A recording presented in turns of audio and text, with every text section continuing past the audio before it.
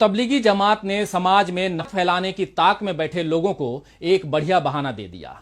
देश में जैसे जैसे कोरोना के मरीजों की संख्या बढ़ने लगी, वैसे वैसे तबलीगी जमात का कोरोना कनेक्शन साबित करने की कोशिशें बढ़ गईं।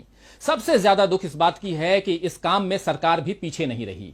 सरकार की ओर से कोरोना के मरीजों का जो आंकड़ा दिया जा रहा है, उसमें भी अलग से बताया जा रहा है कि इनमें तबलीगी जमात के मरीजों की संख्या कितनी है। मरीजों को बच्चों, बूढ़ों, जवानों की कैटेगरी में बांटना या पुरुष या महिला की कैटेगरी में अलग करके बताना तो समझ में आता है, लेकिन मरीजों का धर्म के आधार पर वर्गीकरण करना निहायत गलत अप्रोच है। जब कितने ब्राह्मण या कितने क्षत्रिय या कितने जैन, कितने बौद्ध, कितने सिख मरीज हैं, इसकी गिनती नहीं रखी जा रही है, तो फिर तबलीगी जमात के कितने मरीज हैं, इसे बताने के पीछे क्या मंशा है? क्या इस तरह महामारी का सांप्रदायिकरण नहीं हो रहा है? कुछ दिन पहले जब केंद्रीय स्वास्थ्य मंत्रालय की ओर से देश में कोरोना पीड़ितों की कुल संख्या बताई गई, तो उसमें अलग से ये बताया गया कि इसमें तबलीगी जमात से जुड़े लोगों की संख्या कितनी है।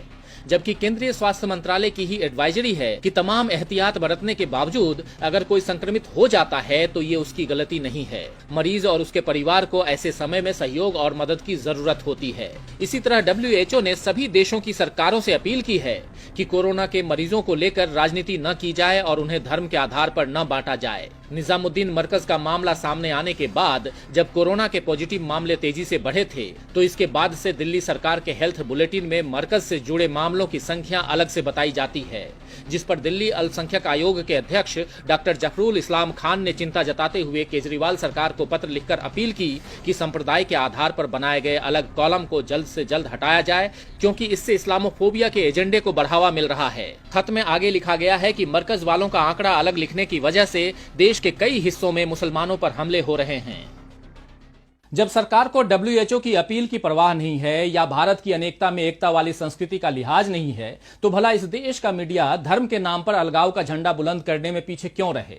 तबलीगी जमात की आड़ में कोरोना के लिए मुसलमानों को गलत तरीके से जिम्मेदार ठहराने में मेन स्ट्रीम मीडिया और सोशल मीडिया में कई खबरें भड़काऊ हेडिंग्स के साथ पेश की गईं और कई फर्जी खबरें छापी गईं, दिखाई गईं।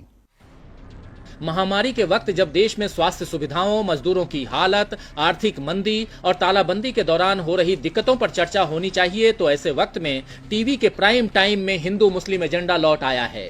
बीते कुछ दिनों में तबलीगी जमात के नाम पर कई फेक न्यूज सो कॉल्ड प्रतिष्ठित मीडिया संस्थानों में चलाई गईं और बार बार पुलिस प्रशासन को इसका खंडन करना पड़ा। ANI के यूपी ट्विटर हैंडल ने नोएडा के DCP संकल्प शर्मा के हवाले से लिखा, नोएडा सेक्टर 5 हरौला में रहने वाले जिन लोगों को क्वारंटीन किया गया है, उनका संपर्क तबलीगी जमात से था। न्यूज 18 इंडिया के एंकर अमीश देवगन ने इसे रीट्वीट करते हुए लिखा, जमात ने कुछ भी नहीं छोड़ा, आर पार इसे समझने में आपकी मदद करेगा।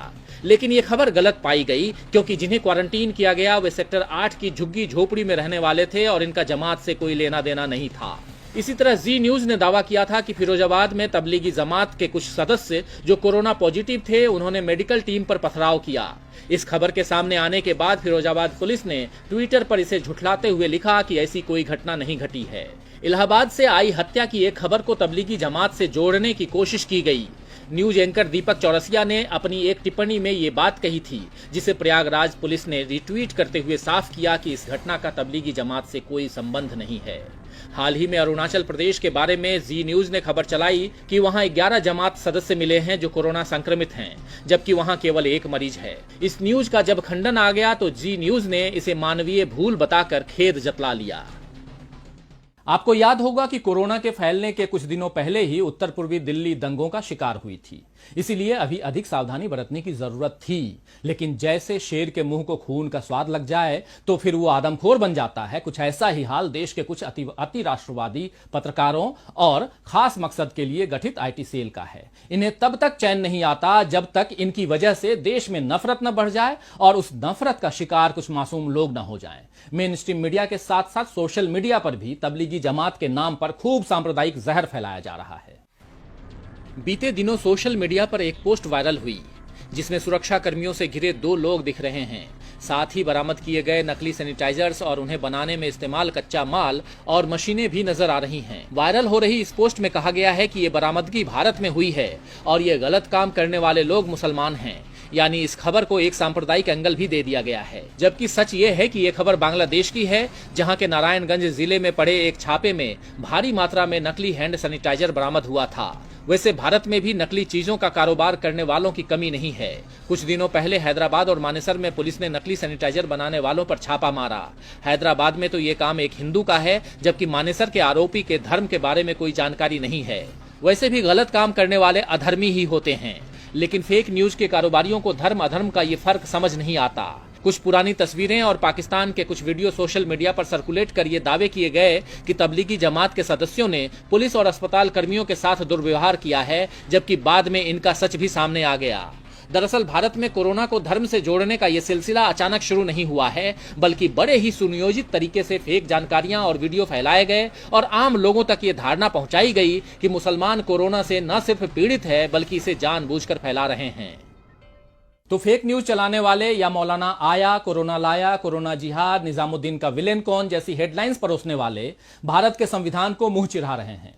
भारत का नागरिक होने के नाते इनकी जिम्मेदारी है कि वे संविधान का पालन करें, लेकिन वे तो इस जिम्मेदारी से पल्ला झाड़ रहे हैं। और सत्ता में बैठे लोगों का हाल इससे भी बुरा है, क्योंकि संविधान के नाम पर शपथ लेने के बावजूद उनके काम ऐसे हैं जो इस शपथ का निर्वाह करते नहीं दिखते। देश का हर मुसलमान तबलीगी जमात से जुड़ा नहीं है, लेकिन इस वक्त माहौल ऐसा बना दिया गया है जैसे मानो देश में मुसलमानों के कारण ही कोरोना फैला है। तबलीगी जमात की गलती वाकई बहुत बड़ी है, लेकिन इसकी सजा देश के सारे मुसलमानों को नहीं दी जा सकती है, और इसी तरह सारी गलती अकेले तबलीगी जमात की भी नहीं है। इस लापरवाही में सरकार की भूमिका पर भी सवाल उठे हैं। यह दुखद है कि देश के मुसलमानों को बार बार अपनी देशभक्ति साबित करने की जरूरत पड़ती है। उन्हें अक्सर शक की निगाहों का सामना करना पड़ता है। अभी कोरोना के बढ़ते मामलों में भी शक की सुई मुसलमानों की ओर घूम गई, लेकिन देश के सभी मुसलमानों को तबलीगी जमात से जोड़ने वालों को ये पता होना चाहिए कि भारत में मुस्लिम समुदाय कई फिरकों में भी बटे हुए हैं। तबलीगी जमात भारत के सभी मुसलमानों का प्रतिनिधित्व नहीं करता है।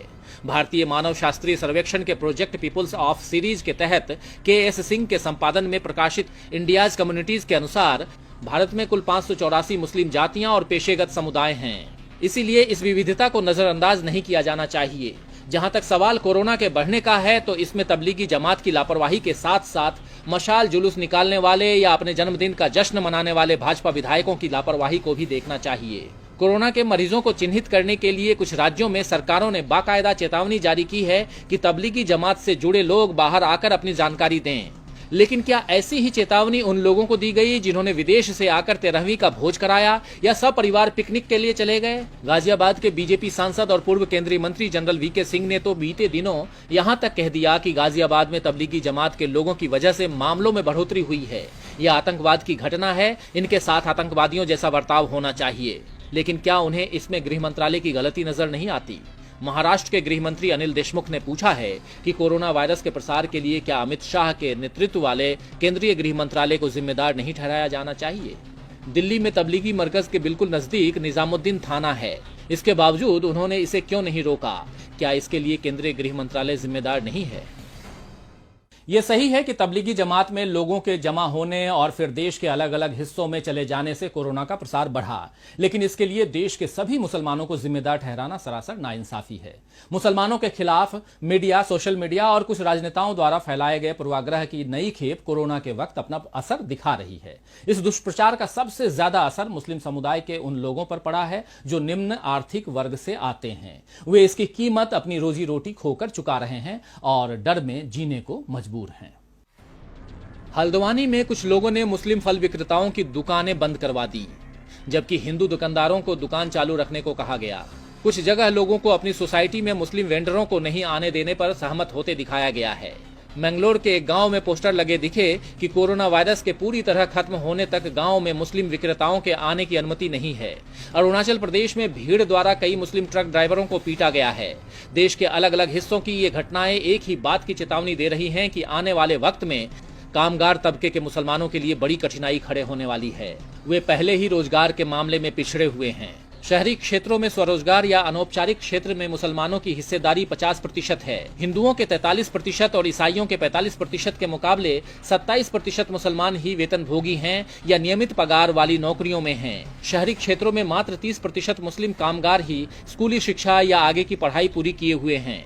ईसाइयों और सिखों के मामले में यह आंकड़ा 58%, जबकि हिंदुओं के लिए 56% का है। सच्चर कमेटी की 2006 में प्रकाशित रिपोर्ट के अनुसार आईपीएस अधिकारियों में मुसलमान 4%, आईएएस अधिकारियों में 3% और आईएफएस अधिकारियों में 2% से भी कम हैं।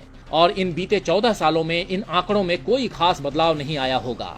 भारत की 2011 की जनगणना के अनुसार देश के सबसे बड़े नियोक्ता रेलवे के कुल कर्मचारियों में मुसलमानों का हिस्सा मात्र 4.5% है, जिनमें से 98.7% छोटे स्तर के पदों पर हैं। कॉर्पोरेट सेक्टर की शीर्ष नौकरियों में भी मुसलमानों की हिस्सेदारी मात्र 3% है। पहले से ही आर्थिक सुस्ती का खामियाजा भुगत रहे कामगार वर्ग के मुसलमानों के खिलाफ अगर भेदभाव समाज में जड़ पकड़ता है और फैलता है तो उसके भयावह परिणाम होंगे। Centre for study of developing society के एसोसिएट प्रोफेसर हिलाल अहमद ने एक ट्वीट में लिखा है कि यदि कोरोना वायरस संबंधी सांप्रदायिक दुष्प्रचार इसी तरह जारी रहा तो हमें जल्दी ही हर रेलवे स्टेशन पर हिंदू जल और मुस्लिम जल की अलग अलग दुकानें देखने को मिल सकती हैं। तो प्रोफेसर हिलाल अहमद की इस टिप्पणी में एक गंभीर संदेश छिपा है जिसे समझने की जरूरत है। जिस तरह से धीरे धीरे बड़ी चालाकी और शातिर तरीके से देश के बड़े वर्ग में मुसलमानों के खिलाफ नफरत भरी गई है, वो आने वाले बरसों तक देश में बंटवारे का डर पैदा करती रहेगी। आजादी के बाद बड़ी मुश्किल से देश को खड़ा किया गया और काफी मेहनत के बाद भारत की गंगा जमनी तहजीब को सहेजा गया। अब यह देखना दुखद है कि पिछले कुछ वर्षों की सांप्रदायिकता से भरी राजनीति हमारे स्वाधीनता सेनानियों की मेहनत पर पानी फेर रही है। भारत की खासियत उसकी विविधता भरी संस्कृति और लोकतांत्रिक बुनियाद है, जिसे अब खोखला किया जा रहा है। अमेरिकी चिंतक और लेखक नोम चॉम्स्की ने हाल ही में एक इंटरव्यू में कहा है कि कोरोना वायरस के भयानक परिणाम हो सकते हैं, लेकिन आगे जाकर हम इससे बच निकलेंगे। मगर न्यूक्लियर वार का बढ़ता खतरा, ग्लोबल वार्मिंग और जर्जर होता लोकतंत्र, मानव इतिहास के ये 3 ऐसे बड़े खतरे हैं जिनसे निपटा नहीं गया तो ये हमें बर्बाद कर देंगे। फिलहाल हिंदुस्तान उग्र राष्ट्रवाद के नारे लगाता इसी बर्बादी की ओर कदम उठा रहा है। खैर, महान शायर मिर्जा गालिब का एक शेर याद आता है, न था कुछ तो खुदा था, न था कुछ तो खुदा था, कुछ न होता तो खुदा होता, डुबोया मुझको होने ने, न होता मैं तो क्या होता। तो आज के लिए बस इतना ही। फिर मिलेंगे खबरों के नए आईने के साथ। तब तक देखते रहिए डीवी लाइव। नमस्कार।